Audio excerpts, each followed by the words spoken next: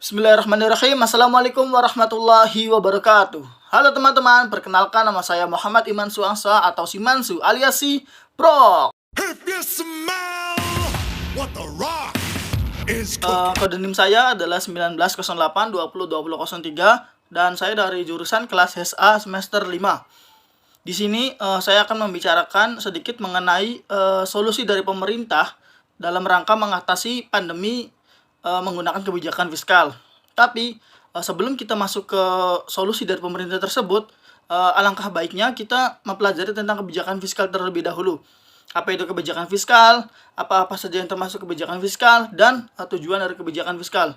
Langsung saja, check it out.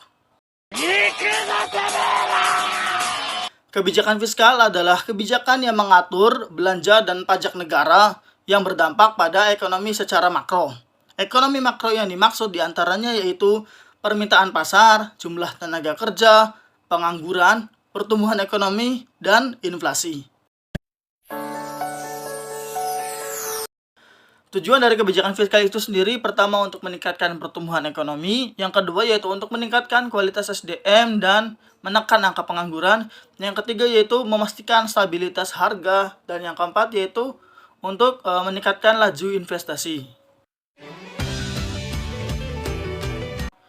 Saat ini bukan hanya di negara kita, tetapi di seluruh dunia juga sedang menghadapi pandemi dari COVID-19, yang mana menyebabkan pertumbuhan ekonomi di seluruh dunia, baik negara maju ataupun negara berkembang, menurun. Oleh karena itu, pemerintah sendiri mengatasi dampak ekonomi dari pandemi COVID-19 ini dengan menggunakan kebijakan fiskal. Berikut adalah rangkaian kebijakan fiskal yang diambil oleh pemerintah Indonesia dalam rangka menghadapi pandemi dari COVID-19. Yang pertama yaitu pemerintah mengeluarkan 3 stimulus terkait dari pandemi COVID-19 ini. Satu yaitu insentif pariwisata, yang kedua yaitu insentif perpajakan sektor manufaktur, yang ketiga yaitu insentif sosial safety net dan tenaga dan pelayanan kesehatan serta dukungan industri. Yang kedua yaitu terkait dengan stimulus kedua, Kementerian Keuangan menerbitkan PMK nomor 23 tahun 2020 tentang stimulus pajak untuk karyawan dan dunia usaha. Stimulus tersebut diantaranya yaitu pajak penghasilan karyawan ditanggung oleh pemerintah, pembebasan pajak penghasilan impor, serta pengurangan angsuran PPh.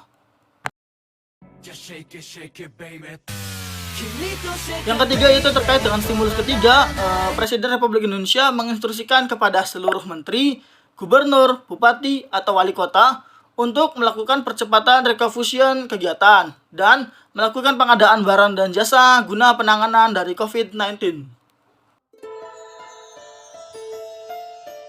Yang keempat yaitu arahan dari Presiden Republik Indonesia untuk kementerian atau lembaga agar mengutamakan pembelian produk UMKM dalam negeri dan mendorong pihak BUMN untuk memberdayakan UMKM.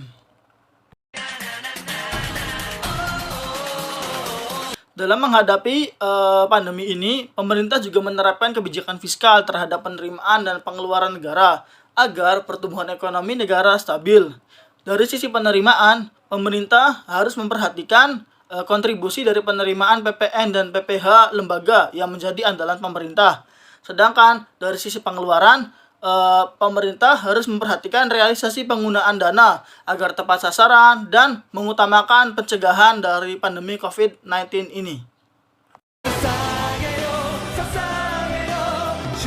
Mungkin cukup sekian yang bisa saya sampaikan.